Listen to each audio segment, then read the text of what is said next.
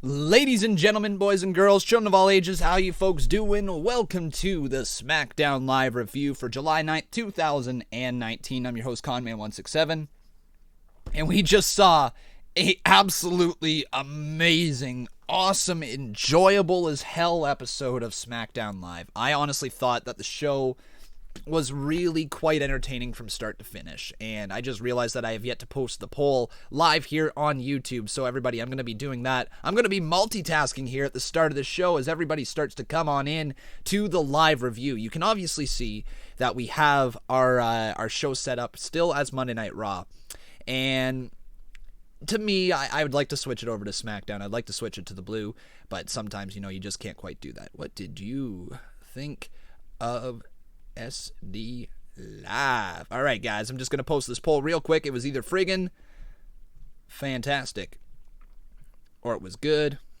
Maybe it was just okay. Maybe you thought that. Just okay. Please don't click away, guys. This is not normally the start to the show that we do. Just okay. It was either bad, or it was absolute crap. Okay. There we go.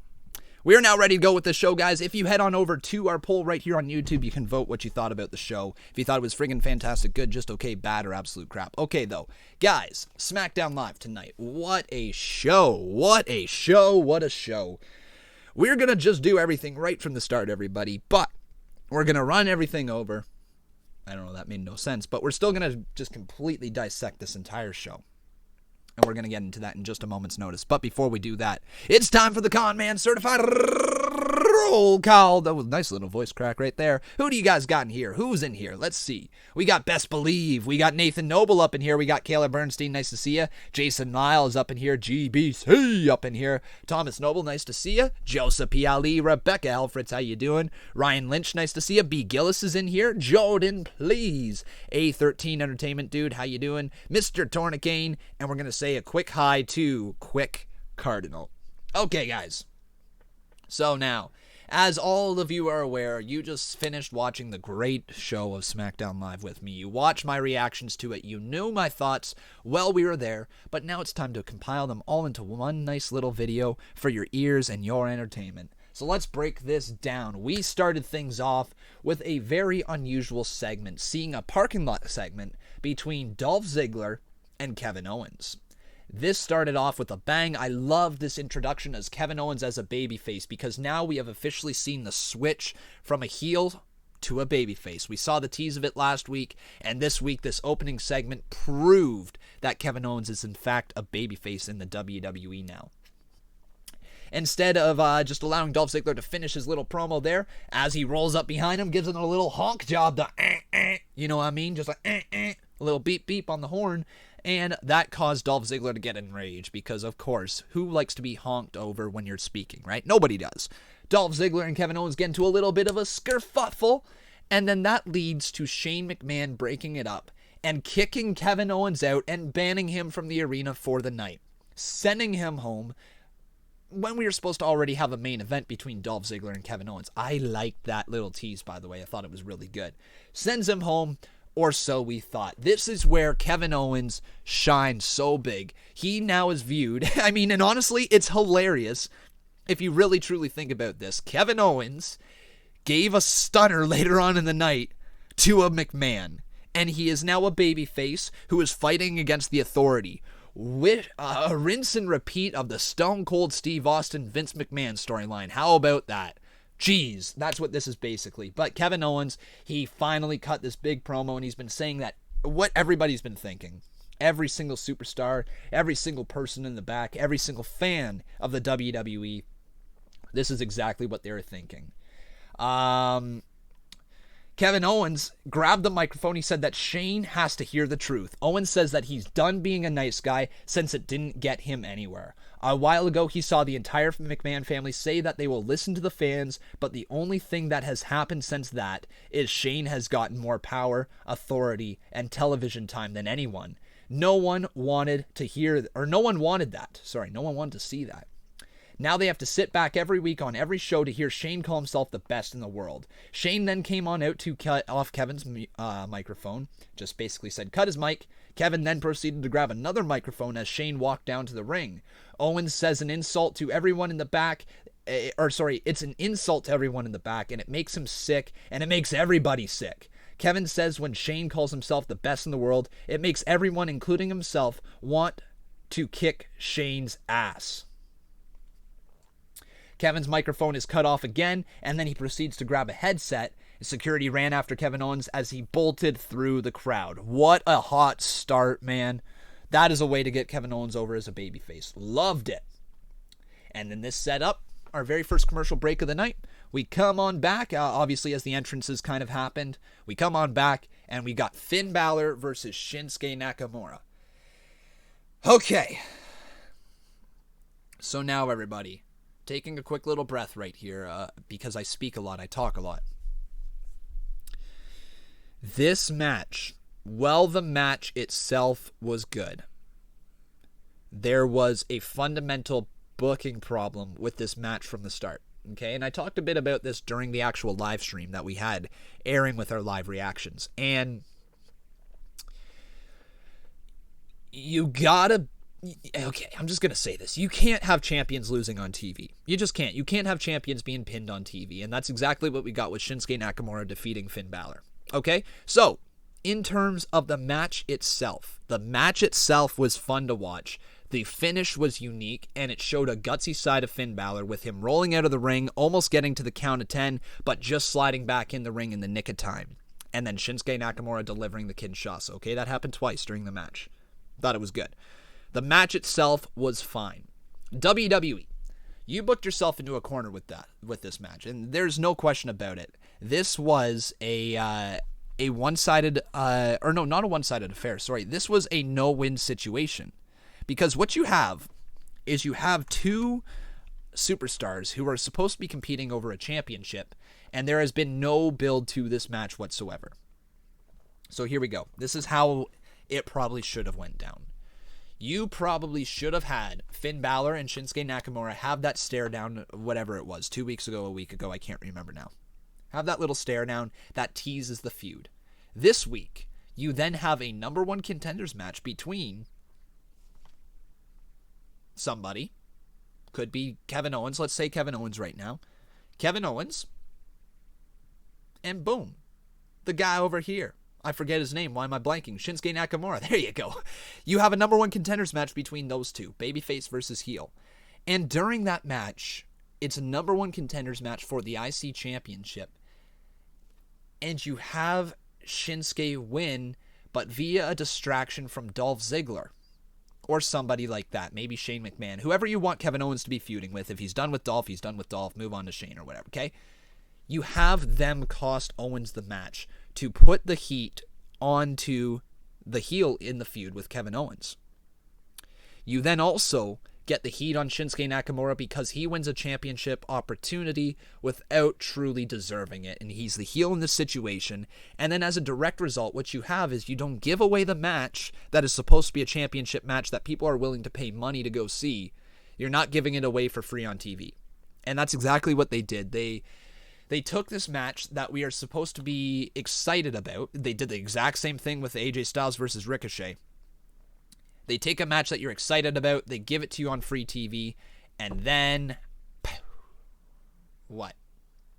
They have the non-champion beat the champion, and so that's supposed to set up a match. And you know what I mean? Yes, that works at sometimes for a booking decision, but WWE doesn't take advantage of the fact that they could have number one contenders matches, that they can do these unique ways. They can partner people up. They can cross feuds over. They can just make it all work together in this big pot that just works so well. Everybody's got their own little seasoning, and everybody's adding in their seasoning. And when you take a scoop of that stew, it's just so delicious because everything works together.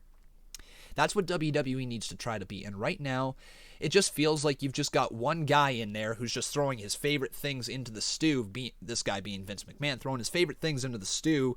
And then while he may like it, everybody else thinks it tastes like dog crap because it's a 78-year-old man who is making some dog crap stew, okay? That's what it kind of is right now. And WWE, you got to be super, super, super careful with who you are putting in matches against your champion, because if your champion loses on TV to the challenger and then proceeds to beat the challenger at the pay-per-view, that does absolutely nothing for either superstar moving forward. What that does is it simply says, okay, this guy can beat me when it doesn't matter, but when it matters, I've got this, no problem. He's not strong enough. He can't beat me again. And it's 50-50 booking. And 50-50 booking gets absolutely nowhere. So that's kind of what I got to say about that match. That was my only real gripe of the show, was Finn Balor versus Shinsuke Nakamura, regardless of the quality of match, regardless of the finish, regardless of all that, because I enjoyed all of that. It's just seriously one of those things where it was like, okay, this happened a week too soon, especially with Extreme Rules coming this Sunday. You know, this could have happened. This match could have happened. And that Kinshasa that Shinsuke Nakamura delivered onto Finn Balor where he gets counted out, as opposed to getting back inside the ring, yeah, that's still not great. But at least it gives you a reason to want to see the match. That's not a real ending to the match, right? What we saw is we saw Finn Balor get pinned 1, 2, 3. And honestly, that's a mistake. That's a mistake, having your champion get pinned. Doesn't matter who they're putting over. If your champion loses on TV, it's a mistake. It's a mistake when Daniel Bryan loses on TV, even though sometimes I like it. I know I'm a hypocrite sometimes, guys. I know you're going to throw that at me. I know I'm a hypocrite in terms of that I sometimes like when a heel champion loses under the right scenario. But a babyface champion should not be losing on TV. That is absolutely for a fact. Without purpose, at least. You know what I mean? Okay. Let's continue on here. As we had this one. So. What happened next? What happened next? Okay, so then we got the announcement of Dolph Ziggler versus Roman Reigns. It was going to be the match later on tonight, basically saying that Dolph Ziggler's the main event. I like the promo, the interaction between Dolph and Shane. And I also like the little tiny interaction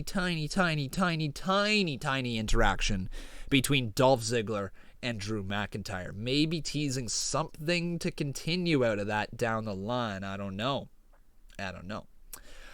Zachary Roseman, I don't know why the Discord link doesn't work for you. If you just copy the last numbers and letters, whatever the combination is, and just paste that right into your join link on Discord, that should work as well, okay? And we will be doing your live calls in just a little bit, everybody. We'll be taking a few for sure.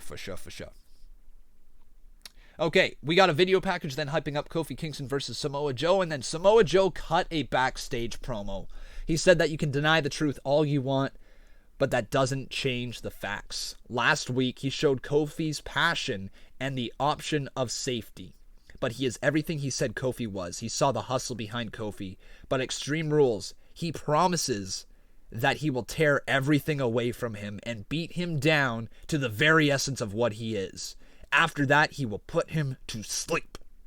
And then he will take the WWE title. Chilling promos right there from Samoa Joe. Then we got the Smackdown Women's contract signing, and this continues to be one of, if not my favorite story going on inside the WWE. The Alexa Bliss, Bayley, and Nikki Cross kind of triangle that they got going on. I think it's really quite entertaining, and let's get right into this. So, we see Kayla Braxton inside the ring, and then she introduces Nikki Cross, who is representing herself and Alexa Bliss. Out comes Nikki, and Kayla introduces Bayley as the champion as she comes on down to the ring.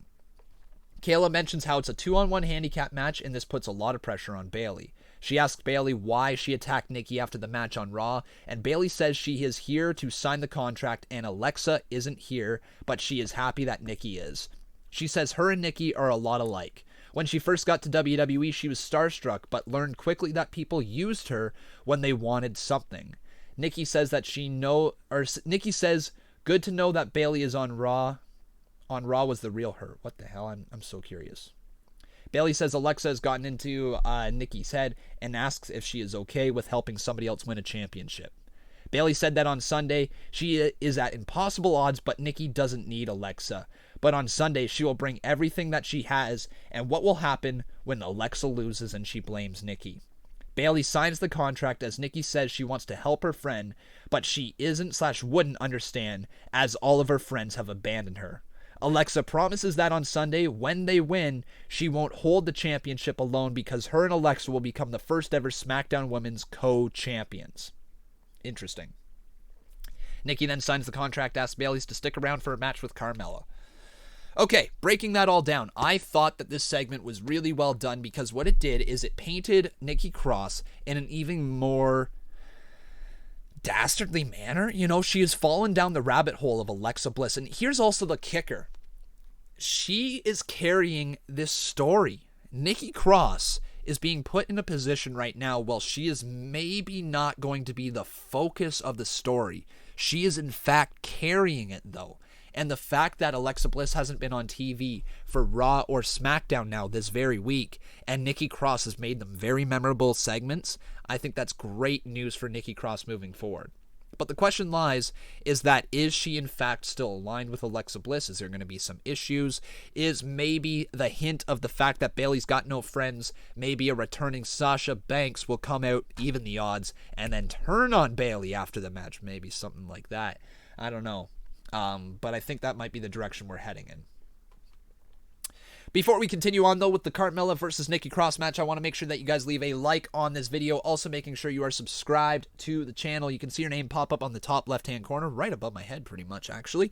And remember, guys, if you're truly enjoying the show, please consider dropping a donation. If you guys drop a donation, I will read your comment and I will answer your question right then and there, okay? Besides that, though, we're going to continue on with this as we run a quick little ad right now. Again, guys, please turn off your ad blocker if you happen to have it on. Okay, and as that plays, everybody, let's just do a dab. Whew, there we go. I don't know why I did that. And let's continue on. Nikki Cross versus Carmella.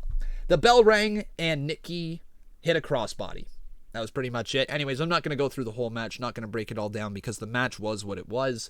It was nothing fantastic. It was also nothing bad. I love Carmella. I think her work is awesome.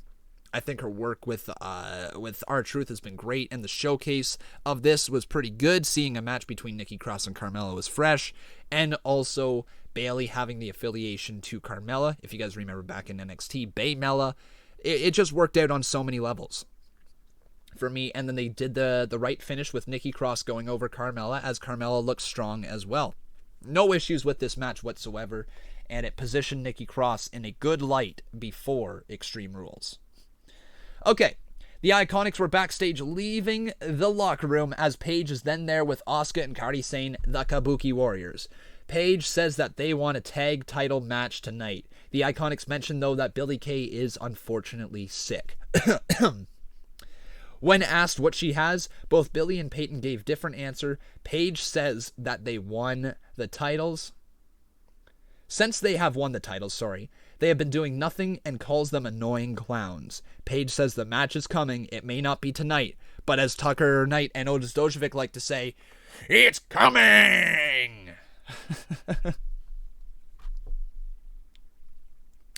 Why am I the way I am? We go to commercial break.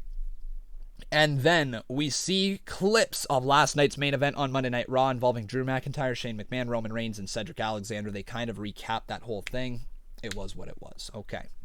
Backstage, Roman Reigns is then asked about his match against Dolph tonight. Roman says that these crazy nights have made his career, and Dolph is not ready for him tonight.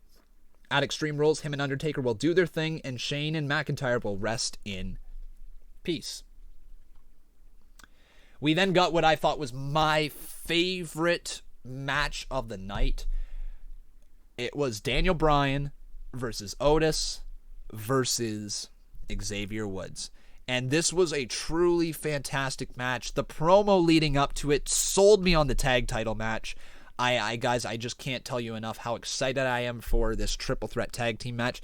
Even though I know what's going to happen, I totally know that they plan on probably doing two men in the center of the ring with a third team on the outside. I would love it if it was a triple threat tag match just to give some variety, to give something different, you know.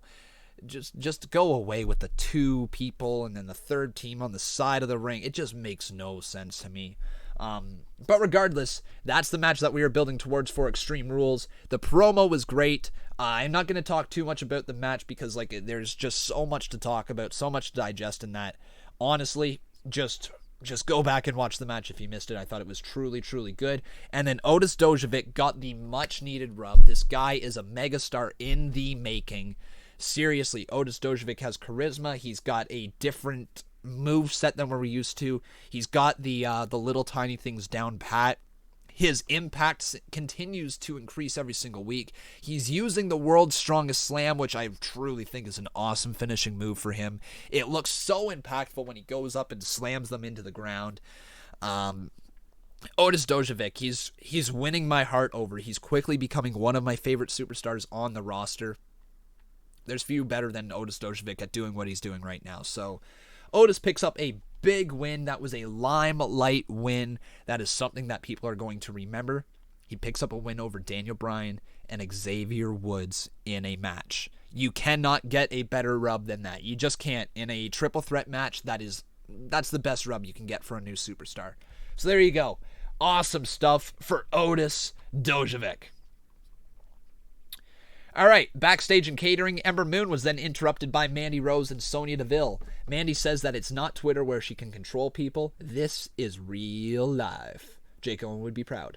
Ember says what she said is correct considering that she beat Mandy last week. Sonya says that they are over it, and Mandy tells Ember to go find a tag team partner that they'll face next week. Ember says they are on, and if she can't find a partner, she'll have to do it on her own.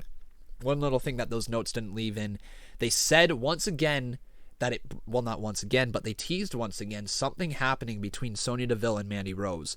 The little look that they shared with each other, I'm not sure if you guys saw this, but they shared a look. And as Sonya Deville said, it only brought us closer. They just had that little look, like that little smirk. And again, I believe there's subtle tones of a lesbian relationship going on between Sonya Deville and Mandy Rose, or at least some attraction for the LGBTQ community as well. It's going to be a good storyline. It's being done tastefully right now, which I think is really important with these different type of storylines. As we continue to try to shed the stigma around it as well. This is going to be big for the WWE, and I can't wait, okay? I can't wait until they pull the plug on Mandy Rose turning on Sonya, because Sonya Deville is going to be a babyface megastar. Trust me when I say that. She has got the chops, she's got the mic skills, she's got the in-ring ability, she's got the look, she's got the support from a different fan base. She's literally got everything going for her. When she becomes a babyface, Sonya Deville is going to be money. Money. All right? But anyways, this leads to the potential of next week finding out who is Ember Moon going to find for her tag team partner.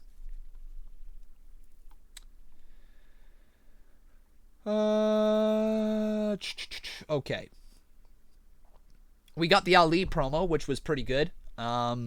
He focused a lot on the fact that there was evil and a devil in this world, and I wonder if they're hinting at a potential Kane versus Ali match. If that's what it is, maybe like a one-off at SummerSlam for a showcase match, that'd be cool. Maybe a pre-show match of Kane versus Ali. I'd be okay with that. And then he beats the demon, something like that. That could be kind of cool.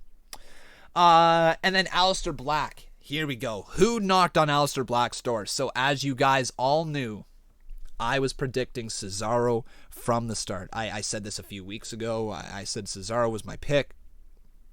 And I truly thought that Cesaro was going to be a good pick for this. Conman was right. But now we're going to wait and find out if it truly was a good pick, okay? The way that this whole segment kind of worked, Aleister Black was told that his person was going to be revealed here tonight. Then he said that it wasn't going to be revealed tonight because he doesn't want to reveal himself until Extreme Rules. Said that he signed the contract, but nobody knows who it is yet. And Aleister Black couldn't believe it. And then we saw the suit-wearing Swiss Superman walk into the picture, circle the chair just a little bit, and sit down as we see Cesaro face-to-face with Aleister Black. Well, not quite face-to-face, but kind of in between. Okay? That was great. That was a great reveal for Cesaro. It kept Cesaro looking as a badass.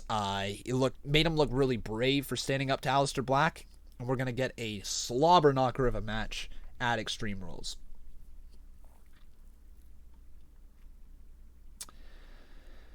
We then got the Shelton Benjamin confused look. I think this has something to do with the fact that he knows Brock Lesnar's cashing in this Sunday.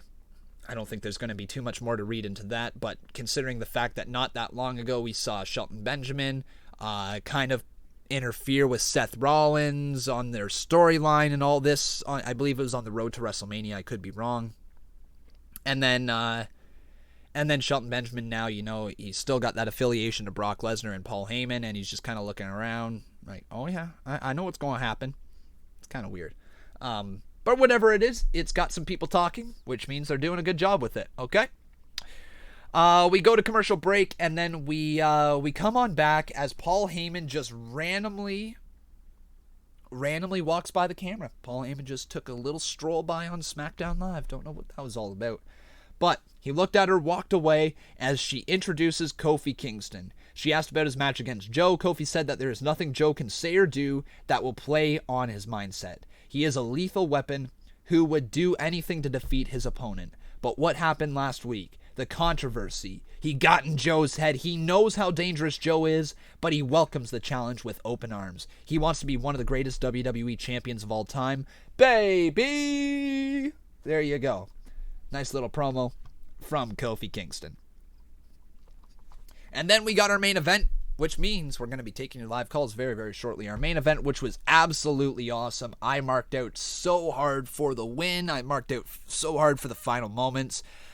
Kevin Owens coming on back into the match at the end, hitting the stunner on Shane McMahon to take Shane out of the ring.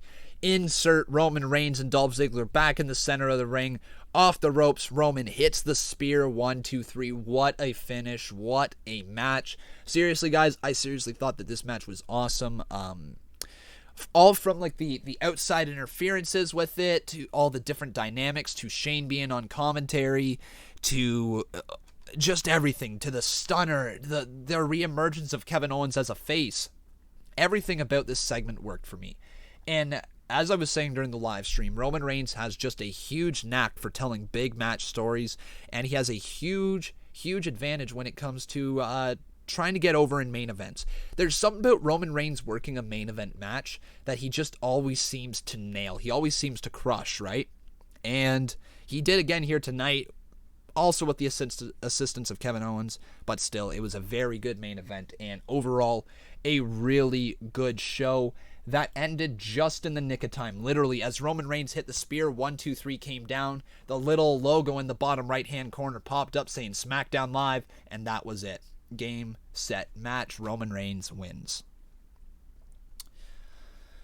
All right, so everybody, that's going to do it for the review part of the show. But now, everybody, we got time for a few live callers. Again, we've been live for already 28 minutes here today, or maybe 24 minutes, something like that. So we got time for a few live callers. Let's get to them right now. So, guys, make sure you join the Discord chat. Please have headphones plugged in or being further away from the video that is already playing. If I start speaking to you, please make sure you turn off the video or mute it or something, okay? Because I want to be able to talk to you guys. I don't want there to be feedback. I don't want any of that stuff. I will ask you guys once, and if it continues to kind of happen, I'm just going to have to end the call right there, okay? So, yeah, you get one chance here. Please come in, have your headphones either plugged in or a question ready to go or something like that, all right? And your microphones turned on. Thank you very much. All right. Let's start things off with Gutter. Okay, so Gutter, you're going to be the first man in the live calls here today. And then after Gutter, we're going to talk to Quick Cardinal. Okay, so Gutter and then Quick Cardinal. Hey, Gutter, how's it going, my friend? Oh, my God. How's it going? Good. I'm a huge fan, so this is an honor. Oh, dude, that makes me really happy to hear. How you doing? Yeah, I've been good. I've been following since you were like at 10K. Oh my God. No way. Seriously? Yeah, I just don't have enough money to continue a membership. You know what I mean? Oh, no, don't worry about that, dude. Hearing that you've been around for that long means the world. Thanks for watching for that long. Like, how do you watch me like that? Well, it started out that I didn't have the network. I couldn't afford the network, so I just tune in to like hear you commentate. And I hear the audio and I like envision it in my head. Mm-hmm. Man, that's so cool, buddy. Man, thanks for being a fan for that long. It's a pleasure to speak to you then. So let's switch tracks here. What do you want to talk about for Tuesday Night SmackDown? I want to talk about of course, the Kevin Owens pipe bomb. Mm-hmm. What do you think it is as good or like the best since the CM Punk pipe bomb? Ooh, I don't know. That's a tough one, man, because there's been some good promos since then, for sure. It did feel like a bit of a pipe bomb, for sure. I would say this, though. AJ Lee's was probably the best one since CM Punk, sort of thing. And then after that, maybe Kevin Owens falls in there. I don't know. It's a tough one. I'd say it's probably up there for sure, but I can't really say for sure if it's the best promo since CM Punk's pipe bomb. Yeah, I would say it was by far the best of 2019 so far. I will give you that for sure, yeah. But it really showed like the potential of Kevin Owens that everyone knew he had, like, and the crowd was going crazy, and it was just such a great moment. Mm-hmm. It was really a cool moment. I mean, I think fans want to cheer Kevin Owens. They want to see him as a babyface. You know, when he was getting all those vignettes for coming back, the stuff with his son, he truly wanted to be a babyface. And then they had to turn him heel to get into the program against Kofi Kingston. So it feels right seeing Kevin Owens back as a face, and I think he's going to have a really, really fantastic run. He might be embarking on a Stone Cold type of run right now. That was very reminiscent of Stone Cold Steve Austin stunning Vince McMahon. Mm-hmm. Very, very badass, you know, like, very, very. Yeah, just a great moment for Kevin Owens and a great showcase for him. Anything else you'd like to talk about here? Well, your mods are telling me that time's up. Oh, and don't worry about them, my friend. You talk for your time. I will let you know when time's up. All right. I'm sorry. No, I also want to say, this is your dream match for WrestleMania 36, the main event. I know this is a question that might, yeah. So you're putting me on the spot, my friend. So for WrestleMania 36, main event, people are not going to like hearing this, but I think that this is the biggest match that WWE has to offer. Seth Rollins versus Roman Reigns for the Universal Championship. I think that's the Mania match that you have to go for if you want to make the biggest match they have available. Roman Reigns' journey back to the Universal Championship, having to go through his Shield brethren to capture it back would be a really cool story. And you know what? I like both superstars, right? I'm a big fan of Roman Reigns, big fan of Seth Rollins, so I'd like to see what those guys could do as a babyface versus babyface type of feud, you know? Yeah, I would say my like dream would of course be Matt Riddle versus Brock Lesnar, but I don't think he'll be called up in time for that, sadly. But the realistic choice would be a Universal picture of some sort of Daniel Bryan and Seth Rollins, because oh my god, that would be so good too, wouldn't it? Damn. Yes. Because I want that. Yes, what I would do is that, you know, the wild card would actually matter, so that Daniel Bryan would start a feud maybe in October, like hint at it, like really, and make it almost as a feel good moment, because like Seth Rollins like knows, of course, of Daniel Bryan's like WrestleMania history of like being the good guy and like being like, well, you're the bad guy now, type of deal. Yeah, and it would be if WWE can't mess that up as bad as AJ and Shinsuke. So yeah, seriously, eh? I mean, well, they can. they definitely can. They've proven many times they can mess things up, even with the most simple storylines. That honestly sounds really good. I'd be down for that. I would also love to see at WrestleMania a heel Daniel Bryan versus a babyface Miz. I think that would be a really cool feud. Because wow. Because like you've already had all the history there, but the roles were reversed, right? You had Daniel Bryan as the babyface and Miz as the heel, and if you flip those roles, you create a whole new dynamic, and I think that would be a really cool match. I think that would be perfect for something like a mid-card championship, or if they weren't going to do a mid-card championship, then it would have to be the WWE title, not the Universal, right? But yeah, even honestly, just as a straight-up rivalry match, I'd love to see that. All right, do you have time for one more question? Yeah, make this last one quick, and we'll get to our next caller. All right. when do you want what would be a good Undertaker retirement? Because he has to put up the boots at one time, stop being a part-timer. What would be the best way to do it, and when?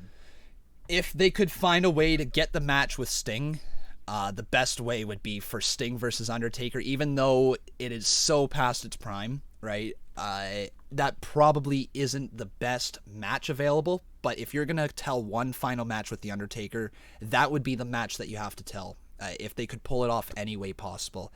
Most likely not going to ever happen. It's going to be one of those dream matches that we just never got. And so you start looking at the roster, who could go over Undertaker and get the biggest rub. You could talk about Drew McIntyre, retiring him at SummerSlam this year, if you wanted to end him there. If you plan on extending Undertaker past that, Bray Wyatt again at WrestleMania would be amazing. That was mine. Yeah. That was mine. So I would go with Bray Wyatt probably. Yeah, I would say that how like Bray Wyatt would like finally become the real demon and like be the crazy one who like Reaper of Souls type of vibe. It would have been. And they also have the history playing there that Undertaker and Bray have already faced at WrestleMania. Yeah, and they could do this whole feud again based on the fact that, you know, this was his old persona. You know, Bray Wyatt on Twitter has been apologizing for all of his previous crimes against superstars, right? I don't believe he has apologized to The Undertaker. Yeah, that's a man. I'm just flabbergasted because it's such an honor talking to you. Dude, it's awesome talking to you, knowing that you've been a fan for that long. But unfortunately, we do got to get some more calls. Please make sure you call back again at another show. I'd love to talk to you again. Yeah, thank you so much. No problem, dude. You too. Have a good one. Bye-bye. All right, that was a nice little call there. I always like talking to new people that I've never talked to. So thank you so much, dude, for calling in. Okay, we have a little bit of time for some more callers here. Let's go with the one and only King 167. All right, King 167, you're going to be up next. And after him, like I said, Quick Cardinal is going to be there. Hey, one and only. Hey, one and only, how you doing, my friend?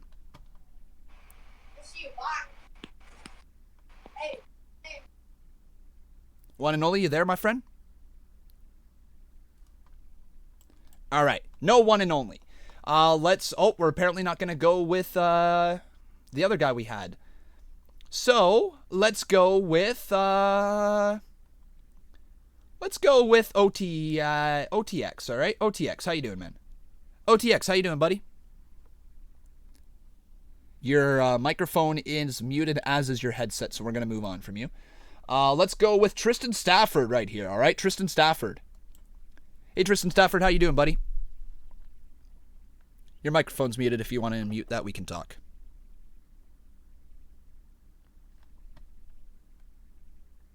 Tristan Stafford, you there?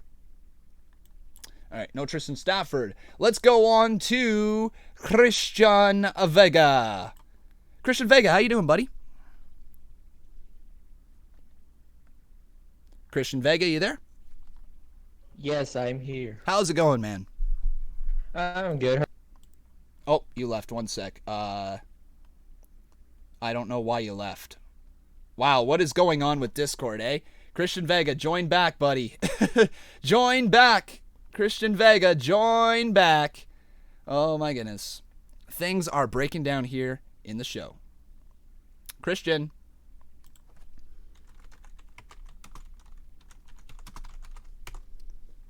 All right, Christian Vega, join back. There we go. Hey, man. How's it going? Christian? Yeah. Sorry, I don't know what's going on with Discord there, why it keeps kicking you out, but hopefully we can get your question answered. Hopefully. Yeah. So what'd you think of SmackDown tonight, man? Yeah. Oh, and he left. Frig. I'm sorry, Christian. It's just not going to work. Whatever reason, it keeps kicking you out of the call. I don't know, Christian. Sorry, buddy. Man, we apparently have a little bit of stuff right here. We're going to try one more time. Christian, we're going to try one more time. All right, Melody? All right? I don't know what's going on. I think it's my internet. It's all good. All right, quickly spit out your question if you can. Okay. Well, you obviously said that Cesaro was going to be Aleister Black's opponent, so what do you think about that? I love it, man. I think it's the perfect booking decision. It's not the most exciting decision for sure, but it is probably the best decision in terms of putting Aleister Black over in his first match and getting a damn near 5-star match out of him. I think this is going to be a great match, hard-hitting fight. It's going to be awesome. Okay. What's your thoughts on it? Man, I wasn't expecting it. I was expecting Bray. Oh, and you left. Okay, at least we got to answer your first question, man. I'm sorry, whatever reason it keeps kicking you out. Maybe it's your internet. I'm not too sure. We'll try to call you back again, Christian Vega. I like talking to you, buddy. So sorry about that, but it just keeps cutting you out. All right, let's go to a person that we know can always talk. All right, let's talk to B. Gillis. B. Gillis, how you doing, man? Welcome back to the show. B. Gillis, how you doing, buddy?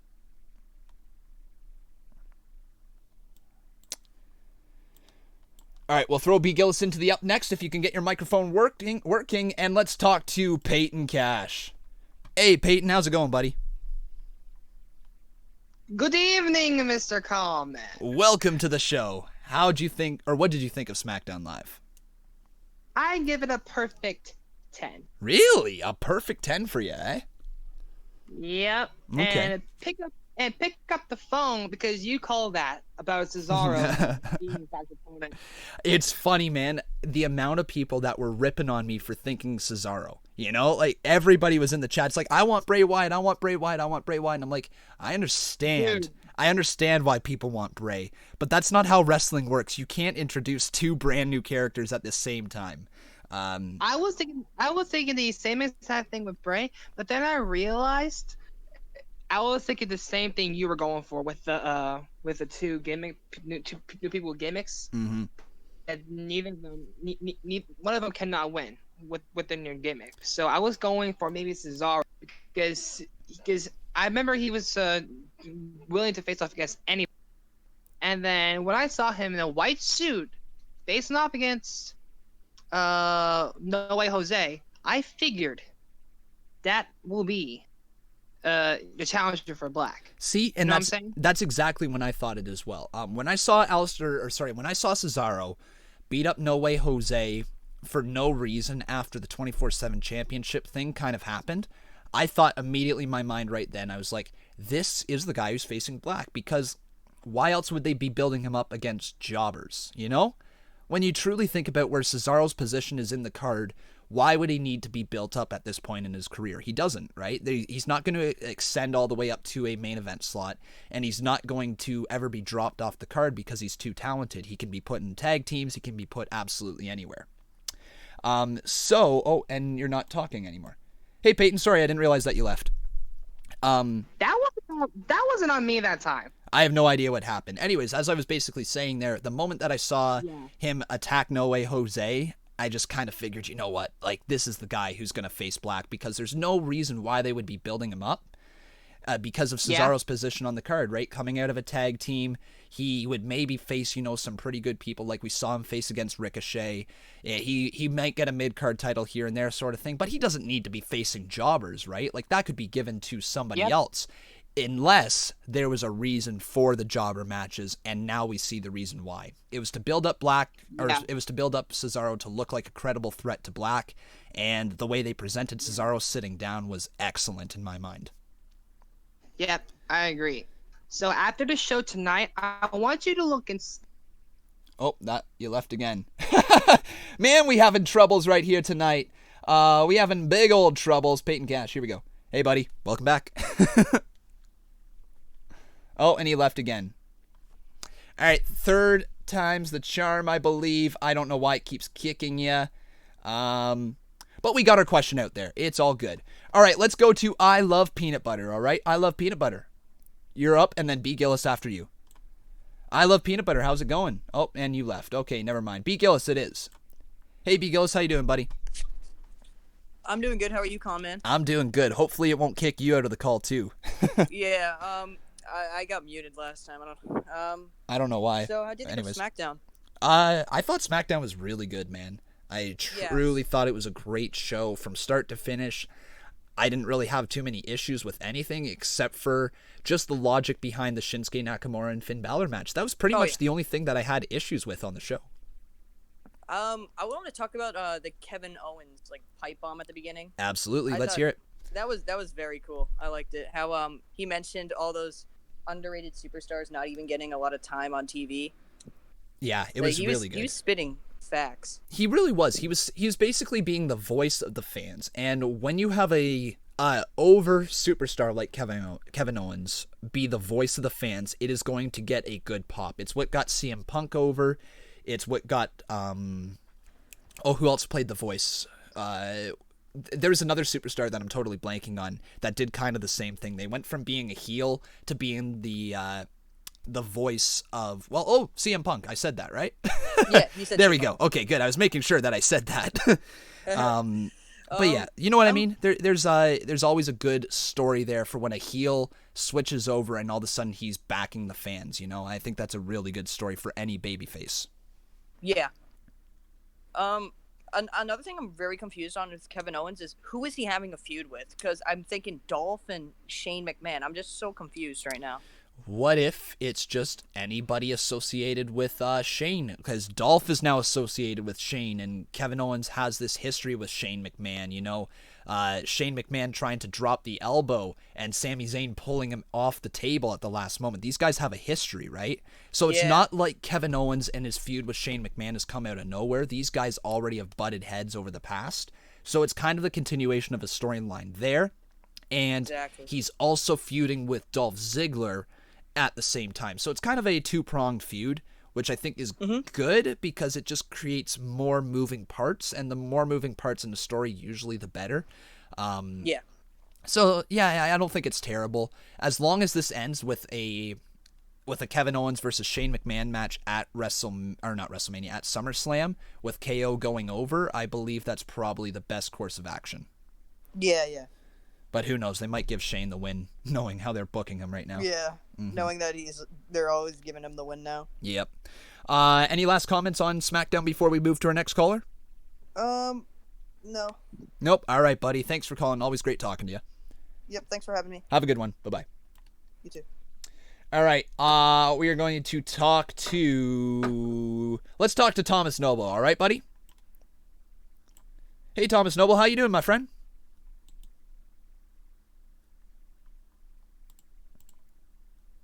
Thomas Noble, if you want to unmute your microphone on your end, that'd be great. And he's out of there. Okay. Let's go talk to... Let's try I Love Peanut Butter again, all right? Hey, I Love Peanut Butter. How you doing, buddy? I Love Peanut Butter. You here? Yeah. How's it going, my friend? Good. Good? What do you want to talk about for SmackDown Live? Did you like it? Did you not? Let me hear your thoughts. I liked it. You liked it? Yep. Awesome, man. Great call. We're going to get to another caller, but thank you for calling into the show. Have yourself a good day. All right. Make sure you guys have actually something to talk about. Let's go on to A13 ENT. All right. A13. A13, how you doing, buddy? A13, you here? All right, A13's not there. Let's go to Thomas Noble again. Thomas, how's it going, buddy? Hello! Hello, welcome back to the show, man. Yeah, I accidentally turned off my mic by accident. All good. That's why I came back to you. I figured something like that happened. Yes. All right, man. So, you got the platform now. What's your thoughts on SmackDown Live? Well, I'm agree with Peyton. I'm with a perfect 10 of 10 of this one. All right. Well, my favorite part of SmackDown so far is, well, the beginning of it. When Kevin Owens went, bam, bam, when he honked the car, and interrupting Dolph Ziggler's promo. That's just laughed my ass off. It was great, really wasn't it? Does. That had a bit of a Attitude Era vibe, like, you know, that would be something that The Rock or Stone Cold Steve Austin would do, right? To cut off their rivals. That's what it felt like, to me at least. Next, Shinsuke against Finn. Well, it is kind of a decent match, but I I just don't want to see more. If they push Shinsuke and Finn to an Intercontinental title match, I don't want to see more beaten and victimizing or DQs or whatever happens on in whatsoever. I don't know championship matches or whatsoever here. Okay. You know what I mean. Yeah, I know what you mean there. Yeah. Okay, so let me ask you a little bit of something right here involving the whole Alexa Bliss, Nikki Cross, Bayley segment, okay? Because I know Alexa Bliss wasn't there, and it was just the contract signing. Yes. Did you like that? Do you like the way they are positioning Nikki Cross? Do you like the way they are positioning Bayley? Let me hear your thoughts. I like when they position Nikki Cross, but I'm gonna make a little prediction about that. Yes, I think. But here's Sasha Banks will make her return, but here's a twist. Okay. I would say Alexa Bliss will turn on Nikki Cross, so make it a Nikki and Alexa feud. And then turn Sasha heel to Bayley, so we could have a Bayley and Sasha for the SmackDown Women's title. Okay, so just to kind of go back over your thing right there, because you did say Sasha twice. So you mean you want Nikki to turn on Alexa or Alexa to turn on Nikki? Alexa. Okay. I say Alexa. I said Alexa, not Sasha. Okay, so there you go. So I said Alexa, not Sasha. All right, sorry, man. So you want Alexa to turn on Nikki Cross, and you want Sasha to turn on Bayley. That's what you're after? Yeah, I could see that happening. The feuds are definitely there for them. They're ready-made. It would make a pretty hot feud going into SummerSlam of Bayley versus Sasha Banks, which it really seems like they're hinting at. The fact that you don't have any friends, the fact that you've been abandoned, that's been the whole storyline for Nikki Cross, Alexa, and Bayley throughout this whole thing. So I kind of like that idea of Sasha Banks returning. I kind of said the same thing during the live stream, that it would be really cool if Sasha comes out to even the odds with Nikki Cross and Alexa Bliss, somehow gets involved in the match, maybe allows Bayley to retain, raises her hand in the center of the ring, and then gives her a big old right hand into the bank statement and will not let go of the bank statement. I think that's the way you turn her heel. I totally agree with that. And the last part, Roman versus Dolph. And I just like when Kevin Owens just give it all Stone Cold Stunner to Shane McMahon. Yeah. And I smile because I had to say this to Shane. Fuck Shane McMahon, because he is a stupid idiot. Why would you have more TV time? And well, what do you deserve? A good old Kevin Owens Stone Cold Stunner from the one and only Stone Cold Kevin Owens. Well, there you go, man. That's a good way to put it. I don't think we can get a better promo than that right there. So that is where we have to end the call, man. That's the perfect way to leave your call. Love it. Yeah, thank you. All right, dude. Thanks for calling into the show, and hopefully you have yourself a wonderful day. Yeah, thank you very much. Have a good one. Later. Bye-bye. All right, everybody, that is going to bring us to the end of our live callers. We have been live for nearly an hour here today. Obviously, we've also been live with Smackdown Live. We also went live earlier today with Pro Wrestling World, and I am not done yet. I'm still going to upload 2 more reactions. I want to upload my reaction to Kevin Owens' Pipebomb, and I want to potentially upload my reaction to Roman Reigns and the Kevin Owens returning. I'm not 100% sure on that, but definitely my reaction to Kevin Owens' Pipebomb. That's going to happen as soon as I'm done being live right now. 2 other things for a little bit of housekeeping. You guys can make sure you follow me on Twitter. Actually, there's 3 things. You can make sure you follow me on Twitter at Conman167. It's very, very simple. Go on to Twitter, type in Conman167. Boom, I pop right up. It's that simple. Okay, first bit there, done, out of the way. Second little bit of information right here. You can vote in the poll live right here on YouTube in the community page. If you thought SmackDown was friggin' fantastic, good, just okay, bad, or absolute crap, those are your 5 options. Please let me know. You can give me all your thoughts on the show as well. If I didn't get to you, go to your calls or anything like that. You can make sure you comment on the poll, and that way I can see what your thoughts are on the show. Last little bit of information. On your way out, please make sure you leave a like on this video. Make sure you are subscribed to the channel, and make sure you turn on those notifications, okay? You do not want to miss an episode here. YouTube is so terrible with sending out notifications to my subscribers. You guys got to make sure that you check that little box. Otherwise, you might miss a show. You never know when that's going to happen. And then tomorrow, we are going to be live at 3:30 p.m. Eastern Standard Time with the Conman Universe, and then again later that night at 8 p.m. Eastern Standard Time with NXT, because we are going to be streaming that as well. And then tomorrow I'm also recording the podcast with Bob, as far as I know. Okay. That's going to do it for us here today. I believe that was a great little show. If you guys liked it, again, leave a like on this video. Make sure you are subscribed to the channel. And as always, love everybody. Make sure you say hi and maybe hold a door for a neighbor. I don't know. Be nice. That's going to be my final words to leave you with. And that is going to be the end of the show here today. Thank you so much for watching. This was Smackdown Live, July 9th, 2019. I've been Con, and thank you so much for watching.